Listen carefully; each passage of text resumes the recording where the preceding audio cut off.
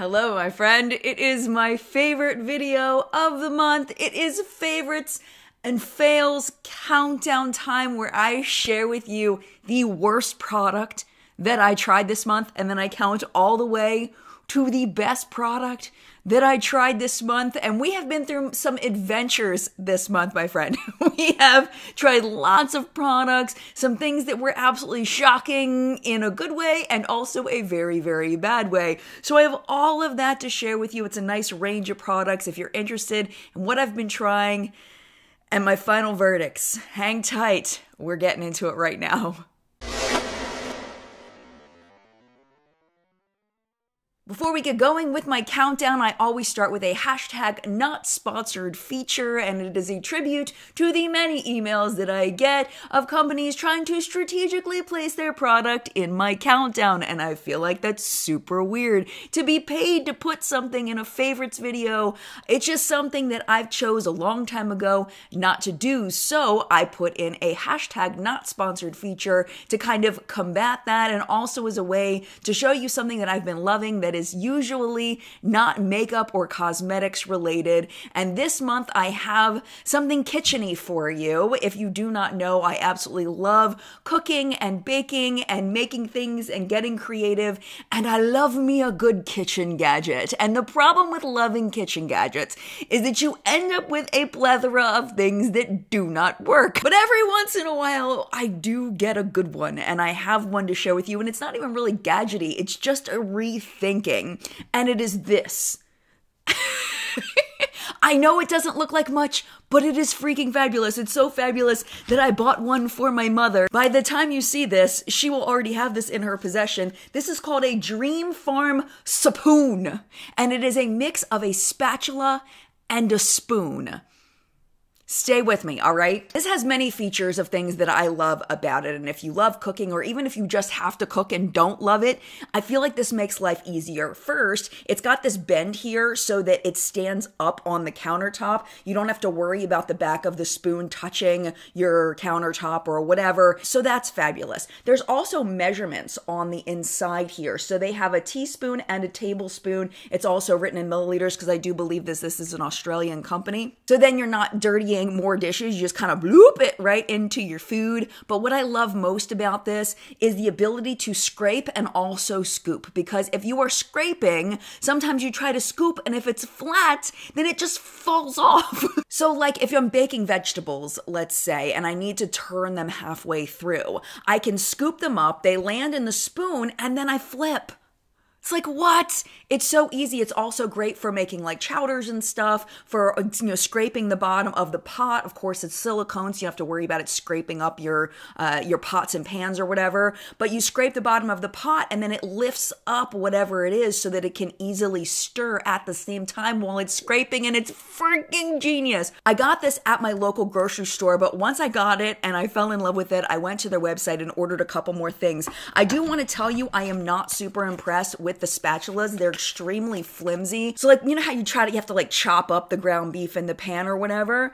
It bends while you're trying to do that. So that kind of sucks. So really and truly, the only way I would recommend these is if you are really just trying to like get something off of a pan or something, like anything where you need to actually work by chopping. That's not what these are good for. They're good for like flipping burgers, but they're not good for actually like cutting it up while it's in there, if that makes sense. But the other thing I do love are these bamboo cutting boards. And I got the set of two, so it comes with two different sizes, and this is what makes it magical. So like, let's say I'm chopping up chives or, green onions or whatever. They get trapped here, they don't fall off the cutting board.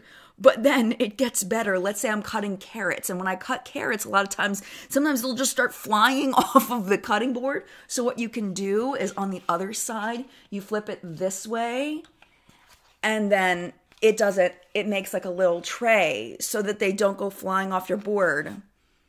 It's amazing. But yes, absolutely loving these as well. So I figured I would share with you in case you are a cooking gadget person like I am. And with that being said, it is now time to get into the worst product that I tried this month. And if you saw this video, you know exactly what's coming. My friend, here it is. It is going away. It is never coming back. This is the Haus Labs liquidy lipstick thingy. What's it called? It doesn't even have the name of the product on here. It just says that it is called Rosewood Shine. Of course, it'll always be on the screen for you. This was atrocious. This was horrible. If you've ever ordered anything from the company Lip Sense, it's an MLM. It seems like this is a very similar product. So what you do is you shake it up real good, and you can hear there's a little mixing ball in there, and you open it up like a nail polish. Then what you do is you apply it to your lips. You let it sit on your lips for about 15 seconds. And then you can kind of go about your day. But the problem is, for me, is this is obnoxiously uncomfortable. It feels like a literal, like you've got a piece of cellophane on your lips all day long, and I cannot stand it. I absolutely cannot stand it. The lasting power on this was very good until I ate something oily, which of course can break down liquid lipsticks. I wouldn't expect it to last through something like that, but even through that, it wasn't awful. So if you're looking for long lasting and you don't care if it's uncomfortable, you may actually really like this. I hate it. I absolutely hate it with my entire soul. One thing I do want to clarify though, I got 2 comments on this about how when I applied it, I didn't let it sit for 15 seconds before I started talking. I cut that part out. What happened is that I put it on and then I went like this and I was like, on, cool, hurry, whore. And I thought it was really stupid. I thought it came out stupid.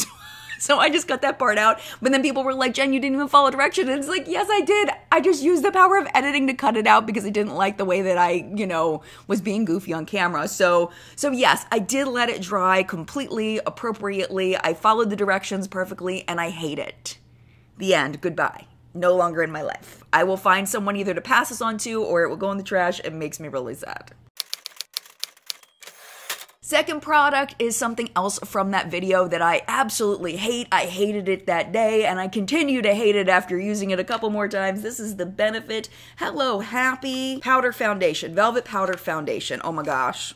Ugh. Okay, so it is cakey as hell. I've used this by itself at this point. I've also used it over top of 2 different lighter coverage foundations, one for the video and another day. And no matter what I put this over, it just accentuates every single crack and crevice and texture in my face. Someone described it perfectly. They were like, Jen, you know how when you move your face, it kind of goes back to normal, like you could wrinkle and it makes wrinkles and then you go back, and the wrinkles this makes it so they never go away. No matter how you move your face at one point, it just accentuates every bit of texture, and I absolutely hate this product. It is awful. But where it beats out this one is at least it wasn't uncomfortable. It made my skin look like trash, but at least it wasn't uncomfortable. At least I could wear it. So this is gonna be a no. I do have a better alternative to this that I'm gonna show you higher up in the countdown.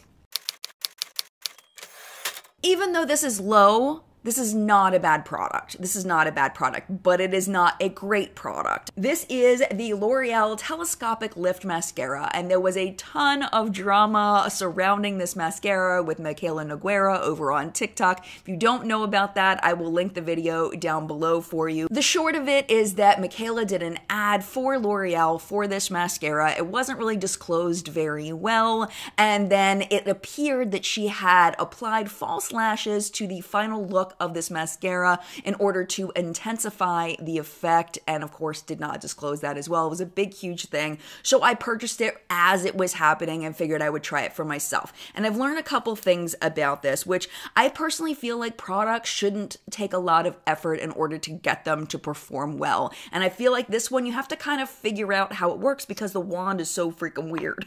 It's very weird. It's got lots of surfaces going on, so you have to kind of play with it. But I'll tell you what I learned, so in case you own this, maybe this is something you would want to try.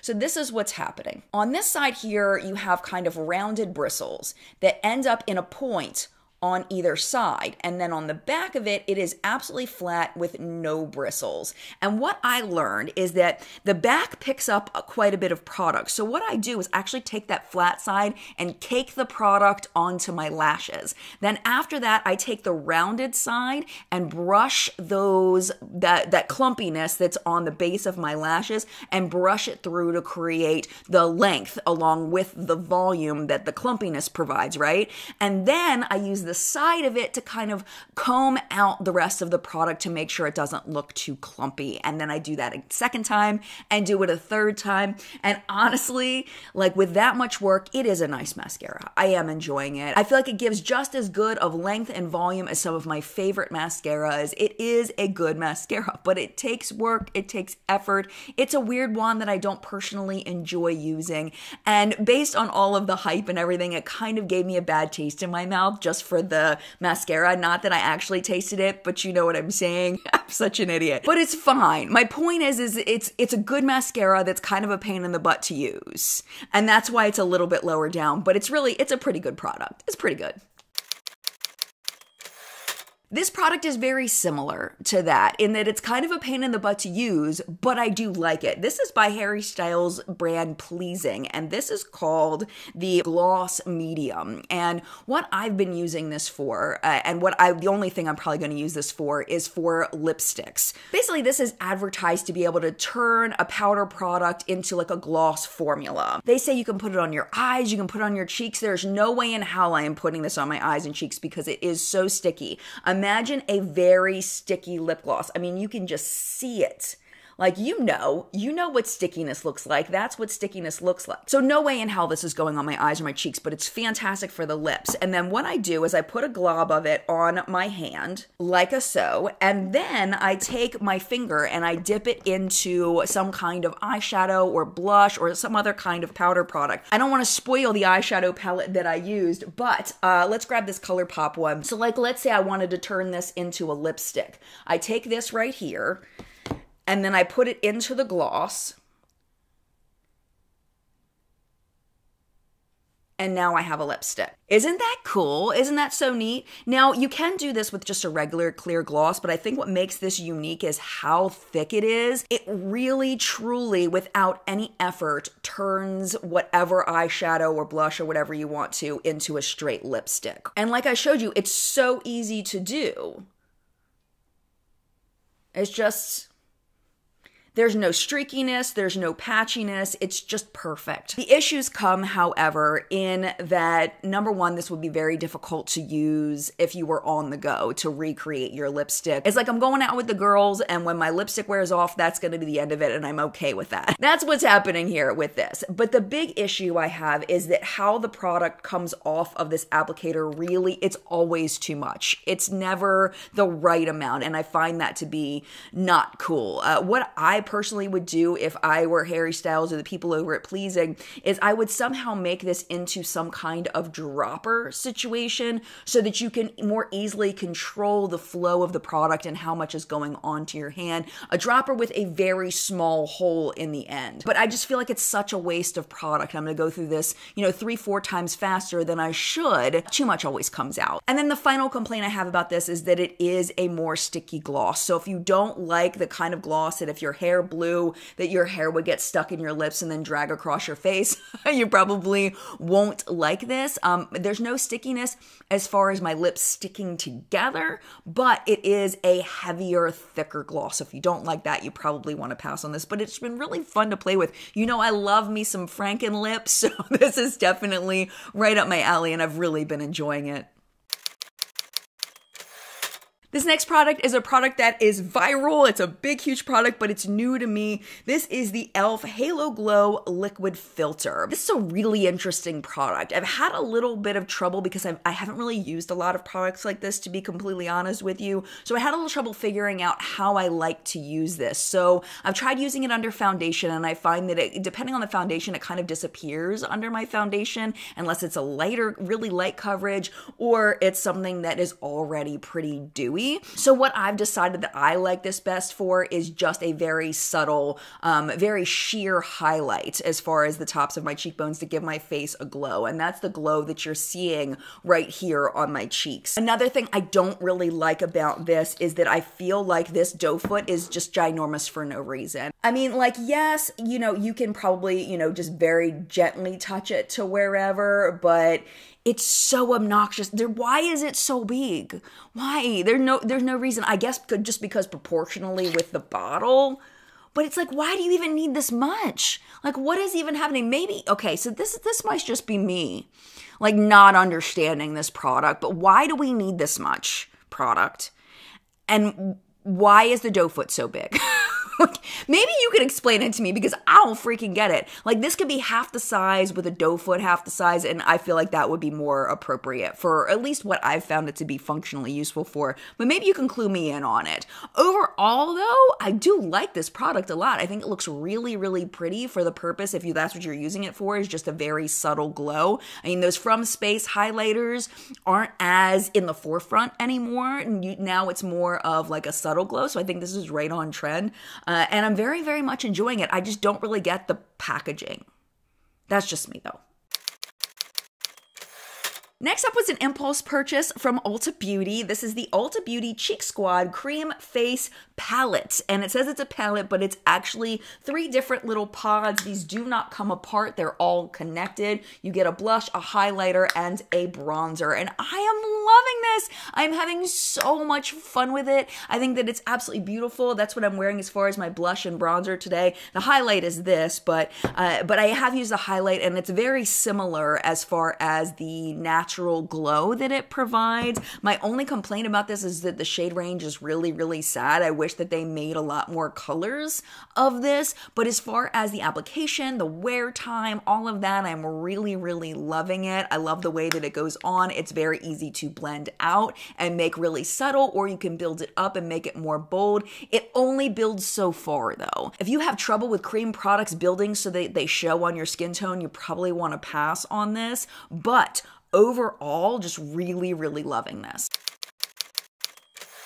Next is the eyeshadow palette that I use for the lips that I was talking about. It's actually the eyeshadow I have on my eyes today. This is from Laura Lee Los Angeles. This was her holiday palette. It's called Whimsical Nudes, and I am so loving this. I love it so much. It is fabulous. She did a wonderful job on this color story. It is super fun to use. In case you were curious, the shades I used with this on my lips today are this shade here called Cedar Rose, and then I put a little tiny bit of Manny on top of it, and that's how I got this lip look today. I'm going to show you on my hand how that mixed, just so you can see what it looked like before I applied it. In my crease today to set up the look, I use Sandshell here and also Cedar Rose there, and then on my lid I have Bronze Meadow, and then Sweet Willow, and then Manny. That's what I have set up from deepest, middle, and then light. And then in the inner corner, I use this shade Cloud Blossom, and that's that brightness you see in the inner corner. And one thing I can say about shades like this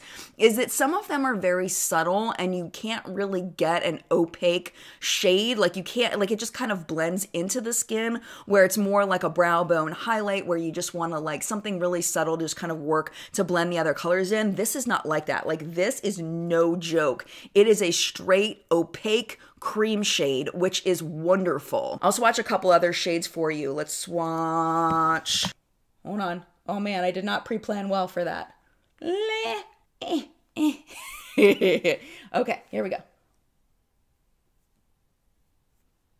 I mean, look at that shade. Look at that. Oh, it's so pretty. And let me swatch a couple more because this is just, it's such a beautiful palette. And one thing I appreciate about Laura's brand is that the price point isn't obnoxious. I think this is like $36, something like that. And I feel like this formula is so worth $36. I mean, it is just absolutely freaking beautiful. Now, I am on Laura Lee Los Angeles PR. Laura and we talk occasionally, just here and there about like products and stuff, but we definitely don't speak like as friends. Like if she had a problem, she would never come to me. If I had a problem, I would never go to her. Like it's not like we're close. I'm really just on PR. I felt like I needed to disclose that verbally, as well as putting, you know, that this is PR, that it's more than just PR, that I've actually met her before and I do have contact with her. But in my mind, none of that really matters when we're talking about a product that performs very, very well. And that's what this is. It's a product that just performs very well. I think she knocked it out of the park as far as the color story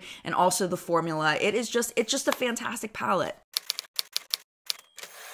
Next is the powder foundation that I was telling you about that I feel like really blows away this Benefit one, and is the one from Makeup Forever. Now, when I got on their PR list, they asked me to pick out 3 shades that I thought would match me, and I feel like I went too deep. When I pick out shades, usually I end up going too light, so I decided to try to go a little bit deeper in my choices, and I do feel like the shade that I'm wearing is a little bit deep for me. This one is in the shade 2Y20, but the other ones were even deeper than this. I wish I'd gone a little lighter. But even though it is a little bit too deep for me, I feel like I can still get away with it, and I feel like I've still been able to give it a good test. And what I love about this is that you can build it up to a nice solid medium coverage, like inching up toward maybe like a medium to full coverage. Lasting power on this is freaking phenomenal. It is so, so good. And also though, besides it being more full coverage powder foundation, which is relatively rare in my personal experience of what I've tried, but you can also make this more of a light to medium. It just really depends on the brush you use. The more dense brush you use, the more coverage you're going to get, because that product is going to build up on those bristles. If you use a fluffier brush, you're going to get a lighter coverage, and I love the versatility of that. I think that's fantastic, and the fact that it has great lasting power and all of that along with it, it's a wonderful product. I honestly have no complaints about this, but I don't have any complaints about the other 2 products I'm about to show you either. But yeah, just really excited about this, and I'm probably going to end up purchasing a shade lighter of this because I really want it. I feel like I kind of need a lighter shade, honestly. That was my fault though. That's not their fault. That was my fault. At number 2, a product I was very surprised that I enjoyed as much as I did, because I have not liked Jones Road's products in the past. I did not like the foundation. I did not like the blush balm stuff. I didn't like either one of those, so I didn't expect to like these. I will be honest with you, did not expect it at all. But I am loving these so much. These are the new Jones Road bronzers. So this one is the lightest shade it is light tan, and this one isn't really a bronzer, it's more of a blush, but it's in the shade Dusty Rose, and I've been pairing these together and very much enjoying it. Of course, you don't need to pair them together. You can do whatever you want. You don't need both of them. But along with Jones Road's theme, there just isn't a ton of color upon application, which I really love. I like that it's buildable, where you can get more color, unlike the Ulta Beauty one where it stops. This one you can really build a pretty opaque if you want to. Of course, it's not going to get brighter than what you see in the pan, but you can get it to be not so diffused if you want it to be a little bit more bold. Again, lasting power is fantastic. I really like the packaging on it. I think that it's pretty, it's sleek, and also I love that it's extremely easy to open. For people with fine motor difficulties, this is very easy. I barely have to pull. The magnet strength is perfection. That it's going to stay closed, but it doesn't take a whole lot of effort to open it. So overall, just really beautiful products with great lasting power and very easy to use. It's everything I want in a blush and a bronzer. And then finally, at number 1, okay, so this is like blush week. How did I end up with so many blushes? It's very trendy right now. Blush products, we talked about this at the beginning of the year, blush products are extremely trendy. But this particular product, I was very surprised at how much I liked it, because it was part of my lowest rated at Sephora video, along with the Haus Labs liquid lipstick, the Benefit powder. But this is the opposite side of the spectrum, and that I freaking love this product. This is by Urban Decay. This is the Stay Naked Threesome in the shade Fly. This was very low rated on Sephora's website, and I could not disagree more. This is a fantastic product. I've used these shades separately. I have used them together, and it just creates the most beautiful, beautiful look on the cheeks. I think that what happened, why people were so upset about this, is that they had purchased, let's say, the shade Fly before, and then when they repurchased it, because maybe they had pan, they wanted another one, they wanted a gift or whatever, it was a different shade, and they found that with all of the shades that they were slightly different. Also, people didn't like the packaging and the differences in the packaging, but the performance of the product inside If you don't care about those things, and this is the problem with Sephora reviews, is that it's all based on what's important to that person. And I can understand why they were disappointed in the shade change, but for the average person like me who's buying this for the first time, that doesn't freaking matter. And it's all about the performance of what's in the pans, and it's really, really wonderful. This is actually my favorite of the blush products and bronzer products that I've talked about today because of the ease of application and the ease of use and how it builds and how versatile it is with being able to use them all together in one swipe or swipe them individually. Just really great. It's wonderful. I have zero complaints. I love the packaging too. This one, the magnet is just slightly harder to open than the Jones Road, but it's not bad at all, like at all. And I love the way the colors look on my skin tone. Zero complaints. It's wonderful. And I was surprised because this was so low rated, and I've hated so much from Urban Decay over the past few years that I haven't purchased anything from Urban Decay because it's like, this sucks. Why would I buy from this brand? And I had a reason to, and I don't regret it. It's a wonderful product.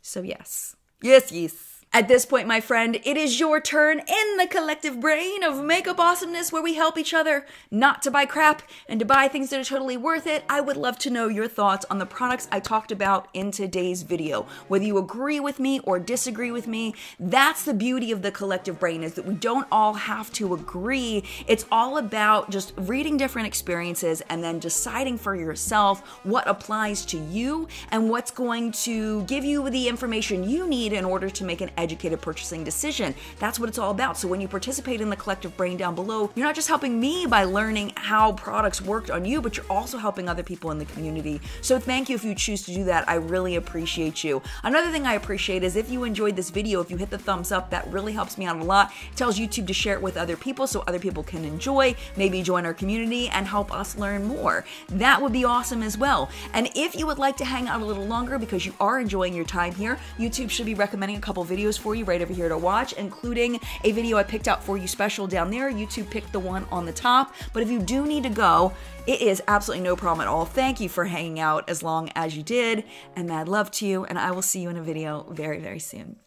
Bye!